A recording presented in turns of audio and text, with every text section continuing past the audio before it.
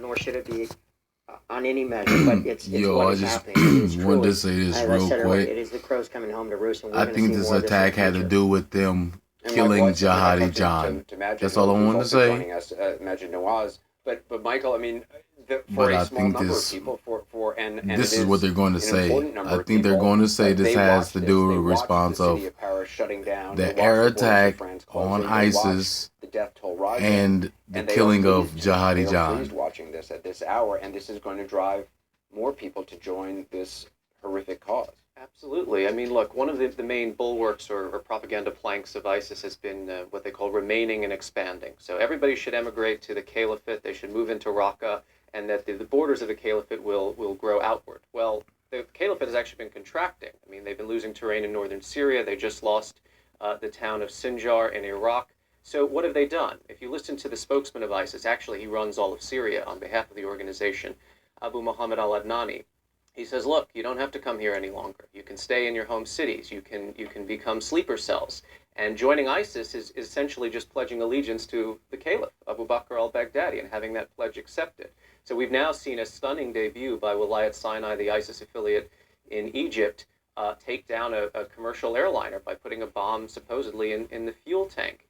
This is what we have to be, very, very wary of. As ISIS loses on the battlefield in its heartland of Levant and Mesopotamia, it will look to increase these international spectaculars. And what worries me most about this particular operation, Anderson, and you've been talking about this all night, look, these guys knew that theater had no security protocol, right? They did their reconnaissance. They probably attended concerts before tonight's, knowing that they could Gun-free get in there with zones. AK-47s Duh. and, according to eyewitnesses now, suicide bomb vests or belts where they were probably looking to detonate themselves at some point.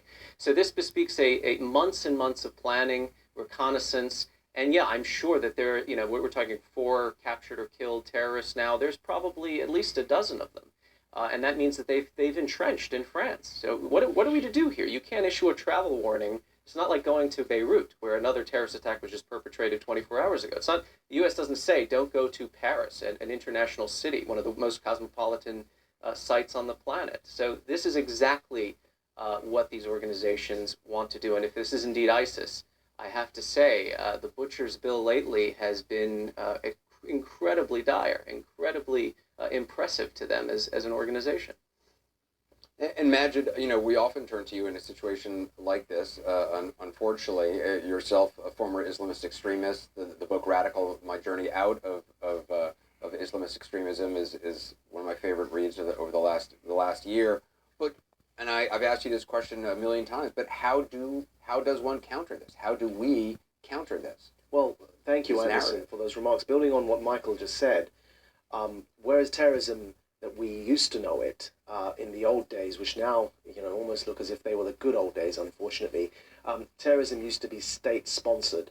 One of the earliest suicide bombings that were successful, if those of us who have those long memories will remember far back into Beirut in the 80s, when the US Marine base was attacked and hundreds died, but there was always a state sponsor behind these terrorist attacks, and whether that was Libya or any other rogue state like Iran, that's what we were used to, and we knew where to focus our intelligence and activities to constrain that. Then terrorism moved to the non-state actor stage, which was in the day of Al-Qaeda and bin Laden's lifetime, when at least we knew that it was within a certain organization that had a hierarchy, a bit like a kind of an organized crime gang, but ideological. So we knew who to hunt and destroy, and where to focus our energies operationally to actually render them incapable of carrying out operations. What's happened, building on the comments of Michael just now, is the atomization of jihadist terrorism. People no longer need to have any form of affiliation to these organizations nor to a state. Now, of course, ISIS declares itself as a state, but even if ISIS state in Raqqa at its capital were to be eliminated, which it should be, I don't think people need any form of state to be motivated to carry out such attacks. And the reason for that is because when it atomizes in this way, all they really need is the sufficient motivation and the belief in the cause. Because what we're seeing here, what we're witnessing, is an idea. And this idea has taken root beyond Raqqa, beyond Syria and Iraq. So that's why we saw that the people in Sinai declared, or the province of ISIS in the Sinai in Egypt. We saw in Libya where chunks of that country have succumbed to this form of terrorism, and they've declared ISIS in Libya. We saw it metastasize where groups have broken away from the Taliban and declared ISIS in Afghanistan. So even if we were to remove the nerve center, we don't know where this will rear its head next. And that really tells us something. It tells us that until we get to the bottom of the appeal of this idea, you've got angry young people who are adopting this form of theocratic, totalitarian utopianism, and somehow it has to become unappealing. And I agree with everything we've heard so far. That's an incredibly difficult task. It's going to take a very long time, but it's something which we have to really start getting our heads around.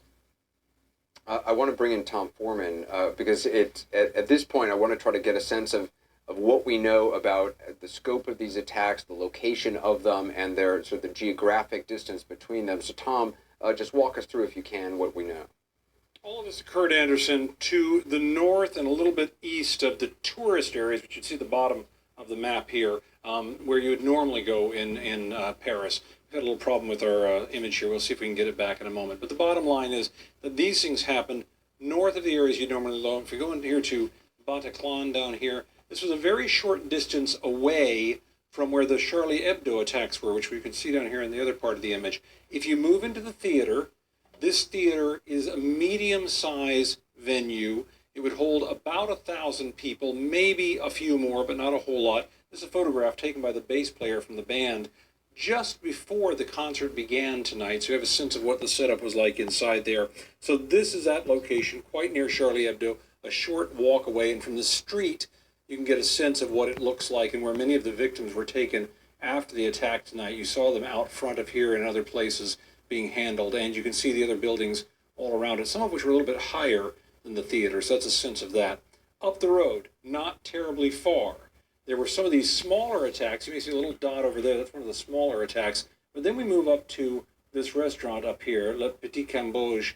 This is a very popular restaurant, not necessarily a tourist spot, but it is featured in some of the tourist guides, as are some of these other locations that had some sort of incident there, not as big. This is when it's shut down, but if we back off, you can see an image of when it's open. Very popular with young people here. And this is a very densely populated arrondissement, or neighborhood, district of France. And then, of course, if we move from there to the stadium further north, it's a very modern stadium that can seat about 80,000 people. And, of course, there are going to be many questions about what this suicide bomber, as we're now told, intended as the target up here, because, in fact, we seem to have had one of the smallest numbers of casualties up here at this stadium, even though that's where the suicide bombers hit. But many, many questions about how these targets were chosen, Anderson, and how they were attacked, and who else, as your guest noted a short while ago, might still be out there after going through all this geography tonight. Anderson? Yeah, Tom, thank you. Again, the death toll, 112 that we know at the concert venue, 14 at the Cambodian restaurant. It seems like everything that was attacked could be the same thing that could be attacked here in the United States. Opposite soccer, I want to bring in Jean-Charles. Of course, football. Instead of a cafe, Jean-Charles, I understand you a restaurant or a fucking deli. What some of the terrorists were saying at the music hall, venue, is that correct? a concert. Movie theater or concert, movie theater, the context in Syria and Iraq, and obviously one music of the theater, music halls.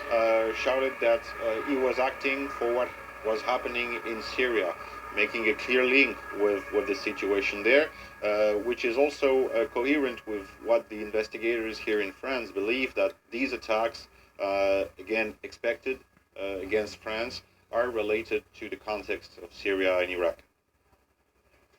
Do we know if the terrorist who said those comments in the theater, was he speaking in French? Do you know? Yes, he was speaking French. Yes, absolutely. Okay.